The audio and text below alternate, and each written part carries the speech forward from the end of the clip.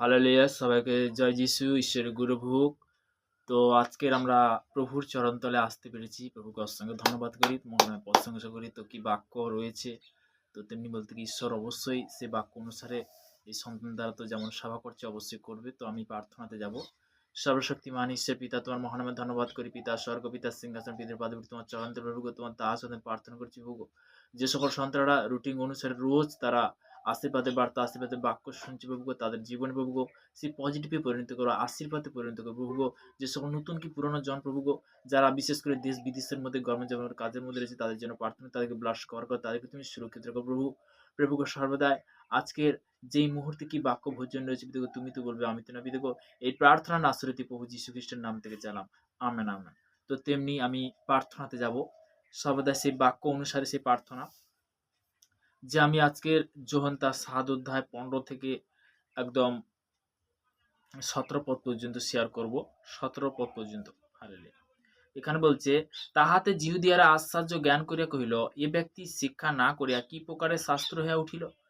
যীশু তাহাকে উত্তর করিয়া কহিলেন, আমার উপদেশ আমার নেহে, কিন্তু যিনি আমাকে পাঠাইছেন তাহারা যদি কেহু তাহার ইচ্ছা পালন করিতে ইচ্ছা করে, সে এই উপদেশের বিষয়ে জানিতে পারিবে। এখানে প্রভুর বচন কি বলছে, আমরা অনেক সময় জানি, অনেক সময় বলতে কি যে ওই সন্তান দ্বারা সেবা হচ্ছে যে বিশ্বাস করে, মেন কথা কি বিশ্বাস করে, যে তাকে বলতে কি তার আজ্ঞা অনুসারে যখন পবিত্র বচন বলতে কি যখন বারবার অঙ্গীকার করতে থাকবে, তখন বলতে তার জীবনে পবিত্র আত্মা বিরাজমান করে। কখন করবে? যিশু বলে গেছে যোহান তার 14:6 পদে, যিশু তাহাদের কহিলেন, আমি পদ সত্য জীবন, আমা দিয়া না আসিলে কেউ পিতার নিকটে আসে না, পিতার নিকটে আসে না। হালেলুইয়া।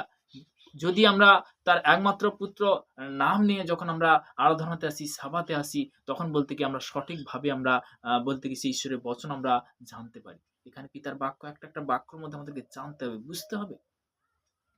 তো তেমনি যে সর্বদাই গীত সংগীতা বলতে কি আমি গীত সংগীতাতে চলে যাব। গীত সংগীতা তার 115 হালেলুয়া। গীত সংগীতা আমরা সবাই 115 পেজটা উল্টাবো। এখানে প্রভুর বচন কি বলছে, সেই বচন অনুসারে আমরা জানতে পারবো, তাই না? 115 এক পদ। সদাপ্রভু এখানে বলছে, হে সদাপ্রভু, আমাদিগকে নয় কিন্তু তোমার নাম গৌরবিত করো, তোমার দয়া অনুসারে আমার দয়া অনুরোধে, তোমার সত্যের অনুরোধে। হালেলুইয়া। এখানে বলছে কি তোমার সত্যের অনুরোধে, এখানে প্রভুর বাক্য বলছে, আমি নয়। এখানে পবিত্র আত্মা দ্বারা বলতে কি, হে সদাপ্রভু, আমাদিগকে নয়, তোমার নাম গৌরবিত করো। কার নাম গৌরবিত করো? এখানে পরিষ্কার আছে, হে সদাপ্রভু, আমাদিগকে নয় কিন্তু তোমার নাম গৌরবিত করো। প্রভুর নাম গৌরবিত। আজকে বলতে কি তার একমাত্র পুত্র যিশুর নাম নিয়ে বলতে কি যে গ্রহণ করছে সে কি অনন্ত জীবন পাবে, পিতার বাক্য বলে গেছে। তো তেমনি বলতে ক্যান্সার ভালো হচ্ছে, প্যারালাইসিস ভালো হচ্ছে, বাবা কথা বলছে, অন্ধ দেখছে, ল্যাংড়া চলছে, তাই না? হালেলুয়া। আমরা অনেক অনেক বলতে কি বড় বড় মিরাকেল দেখতে পাচ্ছি। তো তেমনি বলতে কি আমি লাস্ট প্রার্থনাতে যাব।